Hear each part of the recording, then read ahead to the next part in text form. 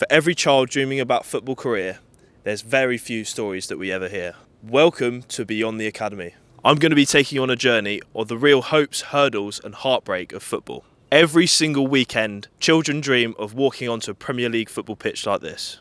Is there truly anything better than living a lavish lifestyle in football and hearing the roar of a crowd when your team scores a goal? But behind every dream is a story that most people don't get to see. Every year, there's over 1.5 million people trying to get into academies, but only 0.02% of players get to make it according to the PFA. This equates to only about 180 Premier League footballers. But unfortunately for the other 99% of players, that journey is heartbreak. Not being able to sign a professional contract and ultimately leaving the game. I'm here to remind you and your parents that life is bigger than football. You should always have a backup and enjoy the game for what it is. This is Beyond the Academy. And the only other 2 days you don't play is because you go boxing. So you're pretty busy, mate. Yeah, but I would be on the bench because I wouldn't be like that talented to be out in goal yet. Yeah, so he didn't meet their criteria of what they wanted. So from 9, when they signed him, they said this will not be a long-term possible professional point for us.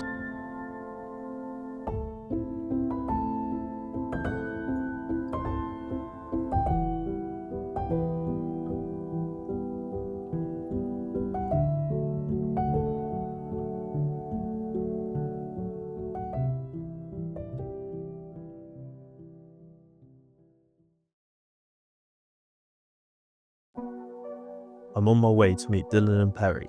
Dylan is playing for Forest Green Rovers as a goalkeeper, following in his dad's footsteps. Dylan wants to share his experience being released and question what's actually important in football.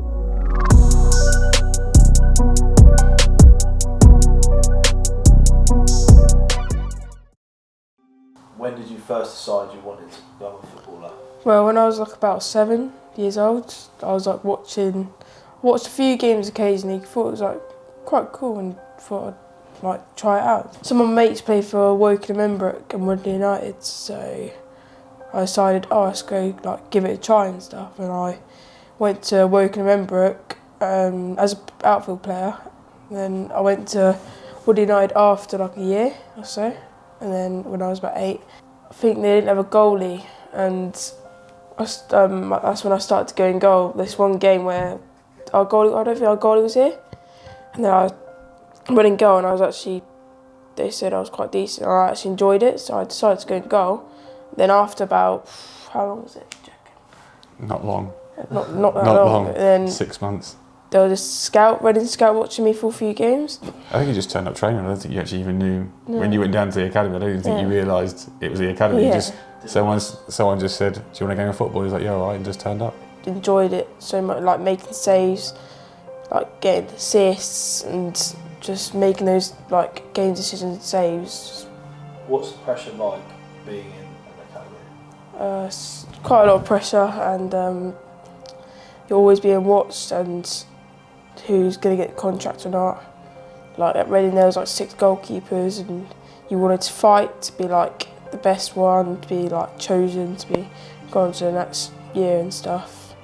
And all our games are getting filmed and stuff. And then the coaches are picking out the bits that we're doing well and that we could improve on.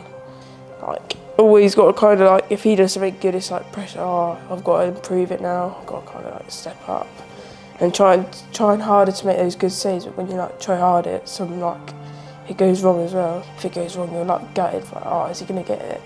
Is he going to get that place? And if he gets that place, will I get released?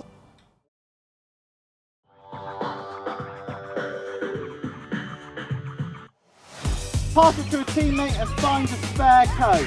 Great stuff, Elliot. Lovely turn. Well done. Go! Or pass it me. Okay, easy or hard? Easy. Medium? Medium. Okay, when is it easy? Okay, so I'm Jim. I have been a football coach mainly for grassroots for about 6 or 7 years. I originally got into coaching by chance. A friend of mine asked me if I could help out after managing an adult team. So I helped out his team, got a real bug for it. After doing a couple of sessions with the kids helping out, I actually thought, do you know what, I really enjoy coaching, seeing the kids like grow and develop, and just their love for football, and realising that as a coach you're making that difference. What is your main focus when it comes to coaching young children at this early stage of football? I'd say the main focus is really obviously making sure they have lots of fun. Every session has got to be designed around them having fun, mainly team-based games so they can score points, which is obviously like scoring goals, but just keeping them on the ball, having lots of touches and just making it a real team environment. That tends to work quite well.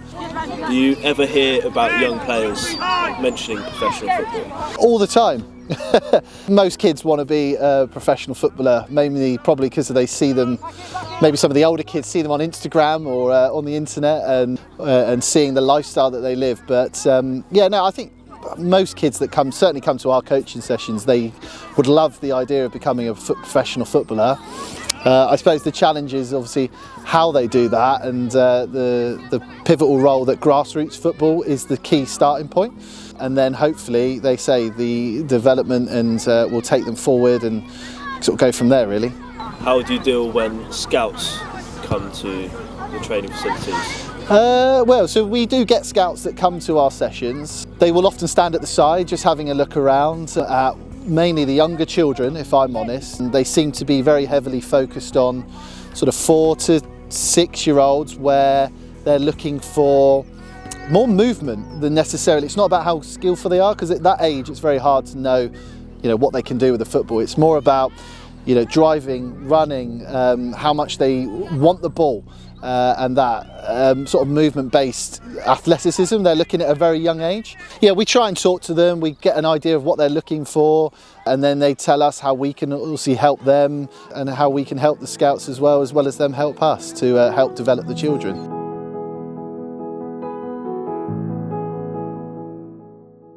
Can you tell me a little bit about how you first got into football? What do you love most about it? I love most about how dribbling, tricking others, doing some skills and then making them go to the ground. And I started football by I saw football in my school, so I joined it, and then I started practicing at home, at the park, and that's how I got here. So I got into football because my dad started training me when I was about 4 or 5, and I started getting into it really good. So I've just kept doing that for the last, how many years?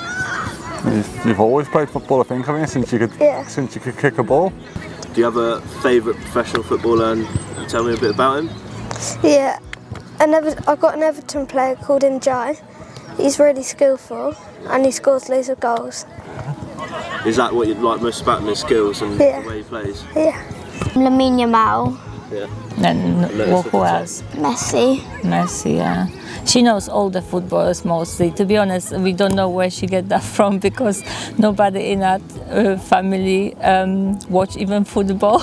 Do you have a dream of becoming professional one day? Yeah. My nephew's a footballer, and he's been through all the academies, and he's now a successful signed Premiership footballer. So having seen his pathway through football and the amount of kids who didn't make it, he's very, very lucky to get to where he is. Enjoy the football. It's not the end of the world as long as you still enjoy it. Yes, but I would be on the bench. Why do you think that? Because I wouldn't be that talented to be out in goal yet. Because I'll either be a goalkeeper or defender. You've got to keep practicing. Yeah. And then you get on the first team. You just need to believe in yourself, yeah?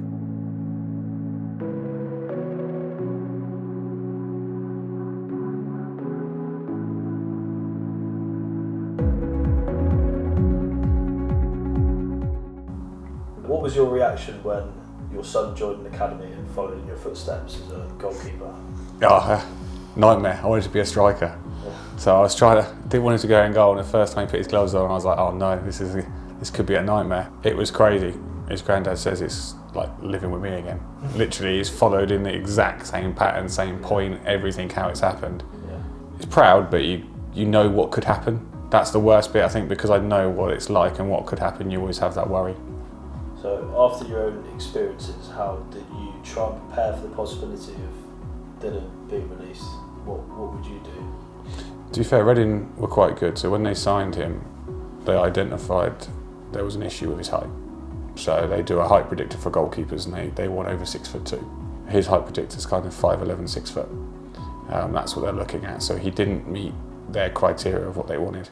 So from 9, when they signed him, they said this will not be a long-term sort of possible professional point for us. Yeah. But we can help him and get him on the road from that point. But this will end at some point, even if he's had a great season.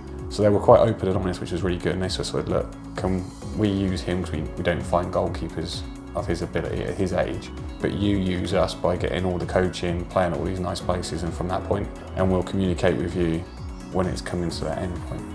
I was always prepared for it, so I always knew.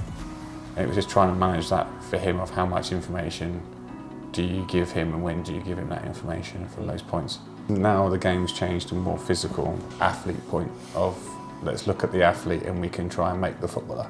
One club do bone scanning, so he's played against the team when we're talking. And I had a big player, I was like, wow, he's a big lad. Yeah, but he's nearly grown. I'm like, well, how do you know that? Like, oh, the club pay for bone scanning. You see it with the professionals now, of some of them plan for life after football. I think kids in academies need to think about that as well. The horrible realisation of it is a lot of those boys are there to make a team for the 1 or 2 boys that the club are really focused on. But what is an experienced ex-professional's thoughts? I had the pleasure of interviewing Simon Andrews and Nathan Tyson. What I want to find out is their outlook on football and advice for guiding young players. Nathan, you've played through every single stage of English football. What has that taught you about hard work and resilience, both on and off the pitch? Obviously, it comes down to hard work, because I played with players that were so much better than me, but just didn't have that work ethic. And when I came through, you had to be hardworking, and very rarely when you get, the kind of maverick type of players, managers didn't know what to deal with them. And I still think to this day, sometimes it's like that, but you work as a structure and work as a unit, so it's not just yourself. It's not about giving up, it's about just moving forward, keep moving forward no matter what. I enjoyed my career. There's been dark times where I didn't enjoy it, and I was ready to retire, and then I ended up playing on for another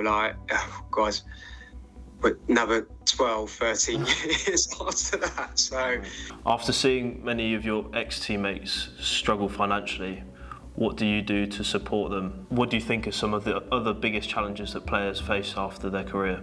Well, when I played, Max, the income wasn't as generous as it is now. So, you're talking about 2 different games from what we've noticed. Certainly since starting our business, high performance individuals, is just the lack of planning really that players have, both during and certainly preparation for after their career. It's a short career, right? The stats are there for everybody to see. The average career is 7 years in the game. You mentioned about sort of having the right support network in place.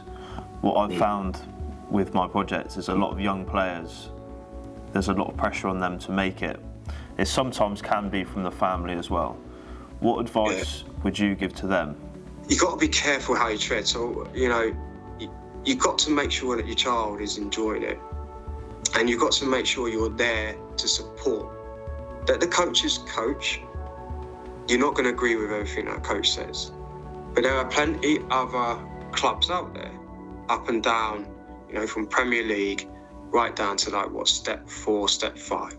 You need to let your child develop in their own way. They will pick things up, they'll get it. And if they don't get it, then they won't make it. But that doesn't mean that you should be adding this pressure on. I hear so many things because there's the vast amount of money. I personally never got into football because of money. Money never came into it. Sir Alex Ferguson said to me years ago something that sticks with me and I carry around with me, that the player's the asset, nobody else, not the people around him. So including agents, including their new best friends, including their relatives. Really, I think it's just trying to get your behaviours right whilst you're playing to have a plan for when you're not. So clubs do need to do better. There has to be a welfare check on the players that get released. But these days, there's so many players in these academies, you can't keep tabs on every single one.